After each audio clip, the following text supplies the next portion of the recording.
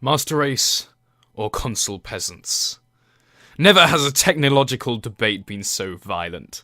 Could it possibly be worse than Apple versus Microsoft, or even the PS4 versus the Xbox One?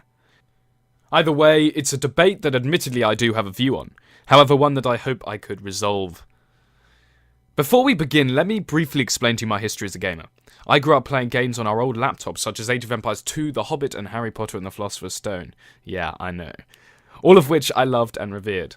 Then we had our PS2, where we constantly played Ratchet & Clank and Star Wars Battlefront 2. However, both my brother and I had always wanted an Xbox 360, so that is what eventually got us into console gaming. And I was about 11 or 12. This turned me into a rather avid console gamer, never seeing the appeal for PC. My first game was Lord of the Rings Conquest, but our library expanded hugely eventually to include greats like Mass Effect. Yet it was only a couple of years ago where I tried my hand at the PC, though admittedly I could not use a keyboard and mouse particularly well. That had me rather converted. The convenience and graphical capabilities, the frame rate, the online connectivity, the accessibility of other general apps is unbeatable. This did not stop me playing console. I still whip out the PS3 for a Ratchet & Clank playthrough. I delved greatly into the exclusives on that console and got lost in the worlds of Ico and Demon's Souls. I hope this shows that though I'm a PC gamer now, I don't mind whatever one chooses to play on, until they say a console is objectively superior, especially in terms of technology. The analogy that will hopefully save the day for many gamers is the comparison between a bus and a sports car. Both are equally handy for different things, but are not comparable in terms of power and convenience. Like a sports car, the PC can be expensive, but give you the best solo performance that you could possibly wish for.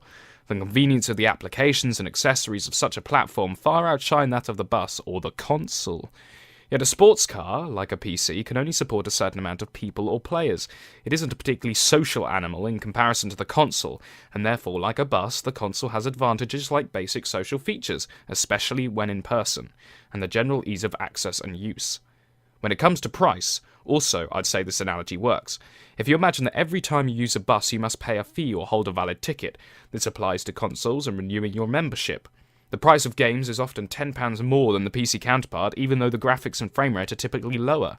There are not as many sales, and when there are, it is most likely for an older Xbox title. Meanwhile, Steam was releasing sales for Tomb Raider a little over a year after release, for £3. This attitude applies to the sports car. You get what you pay for, meanwhile the bus you must use it wisely and plan your journeys more effectively.